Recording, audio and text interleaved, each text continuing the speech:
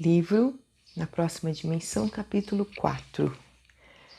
É curioso, acrescentei, como nós, quando encarnados, nos opomos à dinâmica da revelação.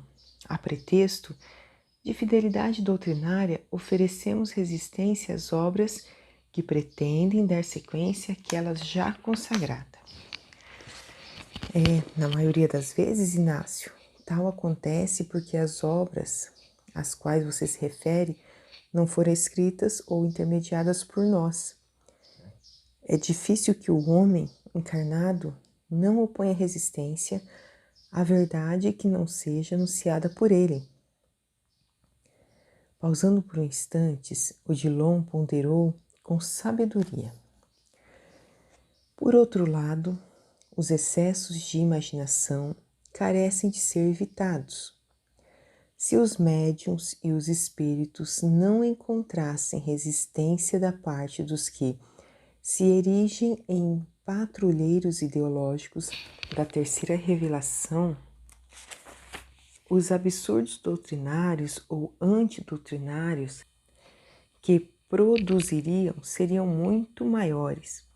Como vemos, tudo está certo e a obra, quando traz a chancela da verdade, acaba se impondo. A semente de boa qualidade germina entre espinhos e produz os frutos a que está destinada. Mais uma vez você tem razão, comentei com um amigo de excelente bom senso e cuja experiência nos assuntos relacionados com a mediunidade eu estava longe de possuir. De qual forma, no entanto, me será lícito tentar, não é? Ou também, devo me sujeitar a alguma espécie de censura deste outro lado da vida? Não existe de nossa parte restrição alguma, Inácio, mas você conhece bem o nosso meio, lá na Terra. E como conheço! Nos últimos tempos, por não suportar a convivência com certos companheiros de ideal, terminei equivocadamente me insulando. 1000 vezes preferível combater os padres do que os espíritas. Nas camadas simples dos adeptos do espiritismo, entre os servidores, por assim dizer, nos deparamos com a fraternidade legítima, mas nas cúpulas diretivas, qualquer que ocupe um cargo de direção vira a cabeça e passa-se a acreditar um espírito encarnado investido de elevada missão. Odilon sorriu e quando íamos dar sequência ao assunto que, de certa forma, ainda me incomodava mesmo depois da morte, alguém se nos fez anunciar. A jovem atendente que trabalhava comigo avisara-me que Paulino Garcia e Manuel Roberto haviam chegado e permaneciam à espera.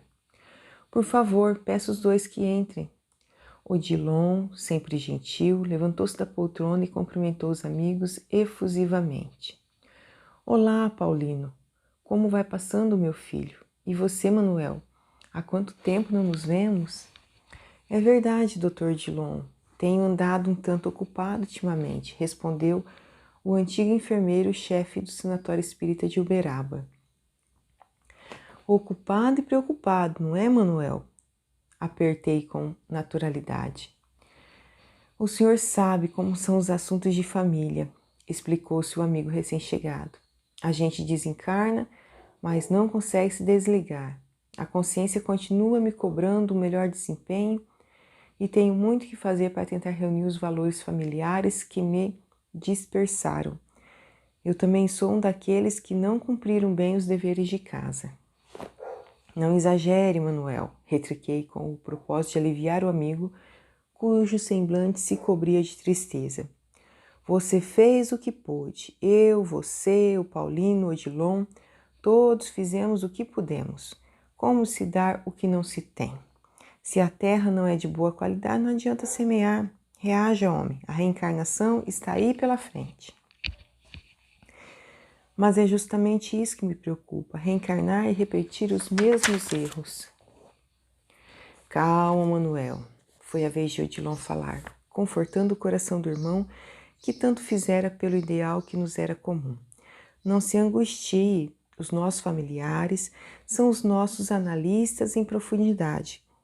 Se não nos sentíssemos responsáveis por eles, viver não seria assim tão complexo e nos iludiríamos quanto à nossa real capacidade de amar. Aqueles com os quais pouco convivemos, pouco nos conhecem e nos transferem de nós mesmos uma imagem que não corresponde à realidade. Não fosse pelo remorso que nos prende à retaguarda afetiva junto àqueles que integram o nosso grupo evolutivo, a indiferença seria a característica maior dos nossos sentimentos. Às vezes, Manuel, nós esquecemos que pertencemos a Deus. O senhor tem razão, disse-lhe com os olhos mareados. Eu preciso ser mais forte. Mas veja, Senhor, eu nada fiz que merecesse algum destaque. Apenas sempre procurei cumprir com os meus deveres espirituais e, no entanto, os meus familiares, com uma ou outra exceção, me supõem detentor de méritos que os dispensam a eles próprios, do esforço individual. Querem um Dillon. Interferi indo direto ao assunto, as credenciais dele. Mas isso de querer para si o mérito alheio é muito próprio do homem. Há pessoas que vivem assediando os médiuns na crença de que eles haverão de lhe facilitar o acesso às regiões superiores. Só se for às regiões umbralinas, atalhei, indignado, não deixando por menos. Muitos espíritas recém-egressos do catolicismo estão querendo santificar os médiuns. E o pior é que há muito médium gostando de ser canonizado em vida. É uma aberração. A continuar assim, vamos ter que ampliar as dimensões desse hospital. É loucura que não acaba mais. O espírito necessita com urgência de se conscientizar de sua indigência. Eu pensava que, por ter escrito livros, polemizado com os padres, praticando alguns atos de caridade, fosse chegar por aqui com 2 asinhas. Ledo engano, cheguei de rastros e, a rigor, ainda não me pus de pé. A descontração provocada por mim surtiu o efeito esperado e todos começaram a rir. E você, Paulino, o que tem feito a nos dizer? Perguntou Dillon com a intenção de deixar o pupilo à vontade. Com relação à família, até que não posso me queixar. O meu pai, a minha mãe e os meus irmãos estão fazendo o que eu não faria. A minha única preocupação é a de nos permitirmos envolver em excesso pelas coisas do mundo e relegarmos as atividades espirituais a plano secundário. Estamos indo bem, mas ainda corremos riscos. Sem dúvida, perseverar nas obras da fé é um constante desafio para quem se encontra no corpo, observei. A gente fica tanto tempo sem fazer nada que quando abre os olhos e percebe a extensão do serviço, chega a experimentar um certo desânimo, comentou Odilon, que prosseguiu. E passamos a acumular os outros de exigências, reclamando porque não encontramos cooperação à altura, porque nos sentimos sobrecarregados, porque a doutrina nos exorta a um maior desprendimento e ainda não sabemos conciliar interesses que, em essência, são inconciliáveis.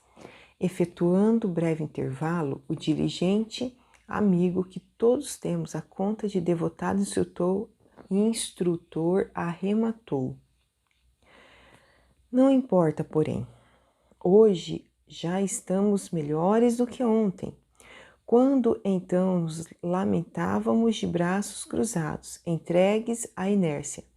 Agora, pelo menos, no nível de consciência superior, nos atiramos à fogueira e não temos como não nos chamuscarmos em suas labaredas. Este, de fato, é um caminho sem volta.